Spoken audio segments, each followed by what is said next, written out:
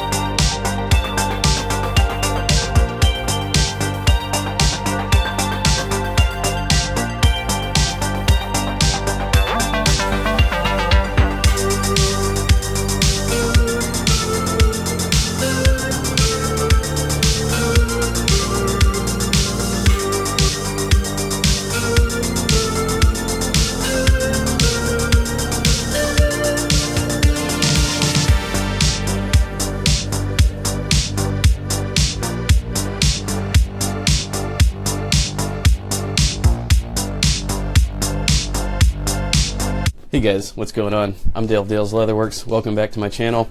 And in today's video, I'm very excited because I'm going to be covering a new brand, J. Butler, and they focus primarily on loafers. And so I'm going to be talking about these incredible loafers that I picked up from them. I'll be comparing them to my Grant Stone loafers here momentarily. But real quick, before I get started, if you're looking at this jacket and you're saying, whoa, that is one awesome denim jacket, then I have included a link to my friends at Kato Hiroshi brand in the description below. This is called the Kato Blade jacket. It's made in 4-way stretch selvage, and I've been rocking it for well over a year now. And now that it's getting into fall, temperatures are starting to cool down, I find myself reaching for this and this alone. This thing is so cool. It goes super well with my olive pants. Not sure if you're seeing them, but if you're wearing olive or khaki pants and brown boots, then I think this is a perfect complement. And to all of you that said that the jacket looks tight, well, yeah, maybe at the time it looked tight, but I lost some weight, and so you take that back. Yeah, I've been keeping up with my 12 to 15,000 steps a day. One thing that I'm finding is actually the most important time to walk is after any time you consume anything, any meal. Take a good walk afterwards, a good 15-20 minute walk. Really helps to burn off that blood glucose, that way you're not storing fat. Particularly after dinner, I take a nice long walk, 45 minutes to an hour walk after dinner every night. It's just what I do now, and it's by far the most pragmatic and easy and practical way to keep weight off. On this channel, I'm all about being fully upfront, transparent about my body dysmorphia. We all have it, let's not lie. We're all bodily dysmorphic. I don't know if that's a word. Back to these shoes. So, J. Butler, they are a USA-based company, so this is supporting American business, though their loafers are made in Leon, Mexico, but that does help with the price a little bit. Their average loafer is going to be in that $230 range, which is really affordable. They included a nice plastic shoehorn, as well as this beautiful J. Butler shoe bag. These specifically are the olive green suede Cromwell penny loafer. So it's an American style silhouette, traditional beef roll sewn strap. The beef roll, I'm assuming, is this portion of the loafer. This appears to be hand stitched. That's interesting. They stitch the strap down and then they go through it, several loops. So about, I count 5 loops going through so that it's really firmly held down. That's really well done. We've got a hand-sewn full-grain leather / suede upper. Durable full leather sole, can be resoled or recrafted. So this is going to be olive suede. As you can see, I've been wearing them. This leather outsole is very nice. It's thinner. It's thinner than what Grant Stone uses. I'll compare those in a second. Basically, the way I've been using these is I've been using these as slippers, more or less. This nice lightweight leather outsole, what that's going to afford you is it's going to be very flexible from the break-in.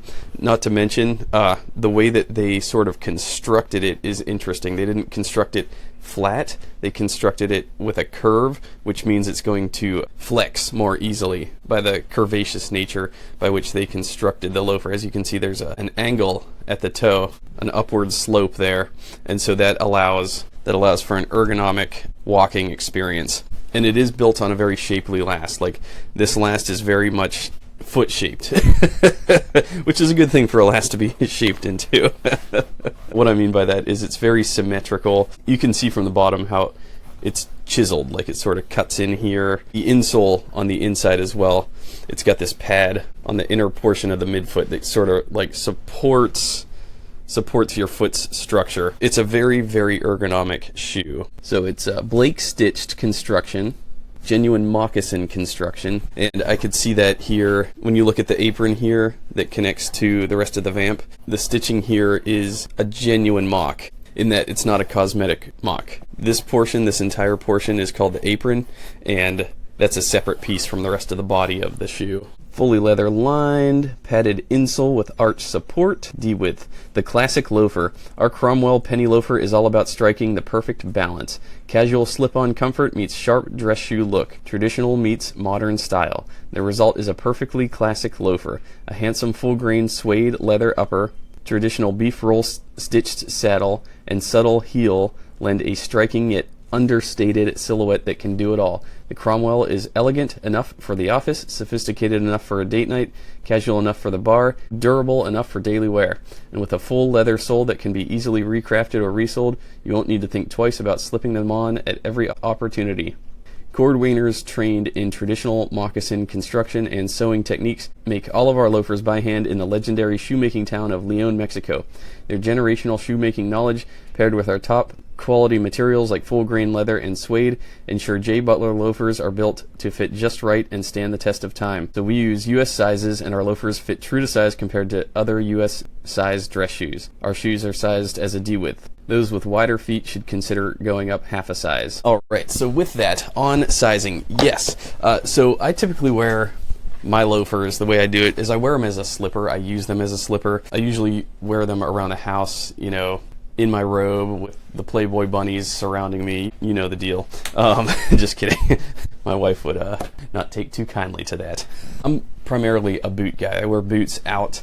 It's part of my daily uniform, if you will. I rarely ever, unless it's a really hot day and I'm rocking shorts and just a t-shirt, my goal for that day primarily is just to stay cool. I will wear loafers out. But that said, for the most part, I'm not rocking a loafer to work or just to go out in. For that, I always put on my boots.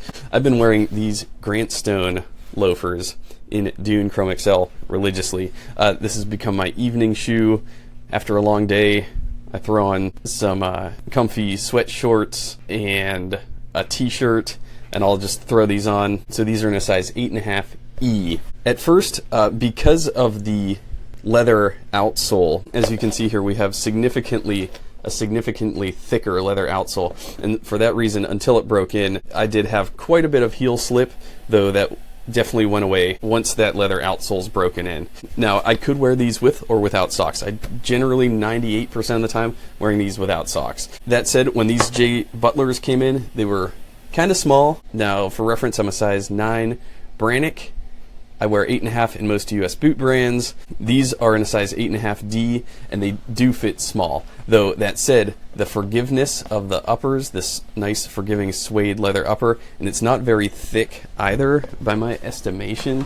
Alright, so it's 7 ounces thick with the lining, whereas contrast that to the Grant Stones, we got 10 ounces. So, the Grant Stones are also lined with pretty thick Chrome XL. And so what I'm getting at is, the temper on this, it's much more floppy. It's not nearly as structured as the Grant Stones. And so for that reason, it's very lightweight and very moldable. And so I could get my foot in there and it's not tight.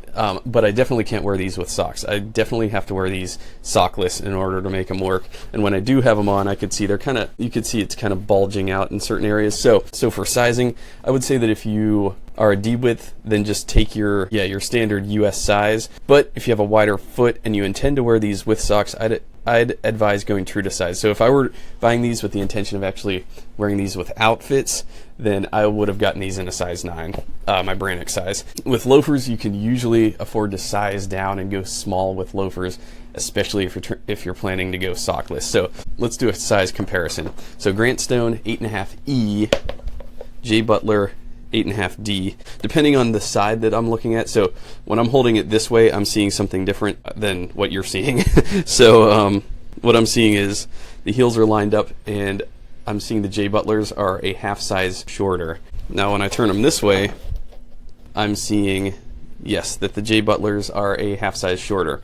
And when it comes to width, obviously the width on the Grant Stones is going to be a lot different. I could have got these Grant Stones in an 8.5D as well. That would have definitely worked. Or an 8, probably double E. Hopefully that sizing helps you guys out. Again, take your typical US boot size if you plan to wear them from sockless. Maybe want to go up a half size, true to size, if you have a wider foot and or if you plan to wear them with any type of sock.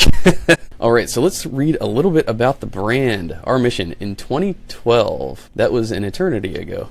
Justin Jeffers set out to buy the perfect pair of loafers, one that was well made, well styled, well priced. He couldn't find one, so he decided to make them himself. J Butler stays true to tradition. Their prices are low, they are a small American-based company, proud of their personal connection with their valued customers. Each of our products is made with the kind of quality your grandfathers would respect. Justin named his company J Butler after his grandfather J Desgrange and his great-grandfather Frank Butler. J was a mechanic, fire chief, and soldier. Butler was a sheriff and an exceptional baseball player. Both men loved their families and communities and inspired Justin to make a product that put customers and quality first. Justin Jeffers has loved shoes for nearly 20 years. In 9th grade, he fell in love with a pair of Converse All-Stars. In college, he discovered the joys of Sperry topsiders. Studying abroad in London, he hunted special edition Adidas. Corporate job in New York City, Italian bit loafers. He started Fine Young Gentleman, a blog focused on finding quality menswear on a budget. In 2011, he then revisited London and hung around the tailors and cordwainers of Savile Row and Jermyn Street, where he eventually snagged a pair of new and Lingwood butterfly loafers. Justin founded Ray Butler in 2014. The company's mission remains the same today as it was then, using his passion for shoes to create the perfect loafer at a perfect price. They have 3 tenets: well made, well styled, and well priced. And I can definitely attest to that because I'm looking at his loafers and they're all in that sweet $229 range. They do a lot of bit loafers, which Grant Stone just started to do as well. I noticed they started doing what they call the horse bit loafer, and what that is, it's got this metallic piece across the instep. It's made of solid brass. So the J Butler, they call it the bit loafer instead of the horse bit loafer. And I'm not a loafer expert, but they have that same metallic hardware across the instep. This is what they say about the bit loafer, or power loafer that they call it. Want to make a statement? Slide on a pair of Millbank loafers. They're our take on the venerable bit loafer, first popularized in the 1950s. We make ours differently, with a traditional American silhouette that includes a shortened vamp, a sleek sole that's flexible yet durable, and a subtle heel that's just the right height. Whether you're in the boardroom or selling a big deal while working from home, they match comfort with sophisticated classic, confident style, and we make them in both gold and silver toned bits. Okay, so I guess that metal piece is called the bit. They have a lot of crazy leather options. They've got natural brown, black, caramel. They've got caramel suede, burgundy suede, olive green suede, navy suede. They also do alligator, which that's a little pricey, $900 for their alligator, but they offer that in a number of colors as well. They also do brown ostrich. Those are a little bit more pricey as well, $600. And they also do driving loafers, which are significantly lower priced, about in the $200 range. Yeah, overall, a nice clean silhouette. I appreciate the slope, how it starts here and raises as you get to the back of the back heel stay. We have a very subtle heel stack, one piece of rubber on the heel cap, as well as a veg tan layer, and then what appears to be possibly a rubber or a cork layer, and then a veg tan layer, and then the outsole. So J Butler branding on the outside. I always appreciate when I see this. There is a strip of rough out at the heel that will also prevent heel slip. And so, yes, for heel slip, there was none, because it was just very well fit to my foot, as well as the overall shape and construction makes it just an easy slip-on loafer. Whereas the Grant Stones, a little bit more of a break-in, not gonna lie. Lots of heel slip in the beginning, but once again, that's all gone. And as you can see, I wore the living crap out of these, and no, I did not put a penny in there.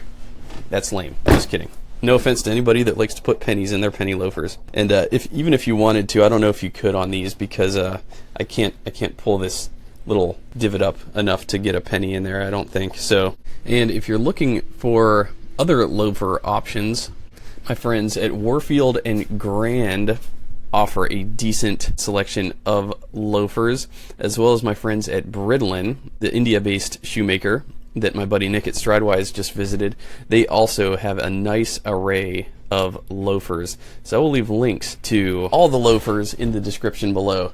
Go check those out if you are so interested. As for the leather, so most suede that I've experienced is Charles F. Stead suede. Now, what I can tell you, I'm not exactly sure, but I believe this is suede sourced from Lafargue Tannery. Yeah, when I compare, say, this suede to a suede that Grant Stone uses from Charles F. Stead, to the hand feel, the Charles F. Stead just feels a little bit more waxy, whereas the J. Butler, once again, I believe this is pure conjecture, but I believe this is going to be Lafargue suede. It's just got a little bit drier to the hand feel, but that's not going to be a problem. So the made in Leon, Mexico / material sourced from Lafargue Tannery explains also why you're getting significantly more affordable loafer in this case. Definitely great quality suede. Alright, anyways, as always, I want to hear your thoughts. Have you guys ever shopped J. Butler? And if so, I'd like to know how you enjoyed them. I think if you're not looking to spend top dollar, if you just need an easy casual loafer, this is a great option for you. So anyways, thanks so much for watching, guys. I'm Dale of Dale's Leatherworks. I will see y'all in my next video.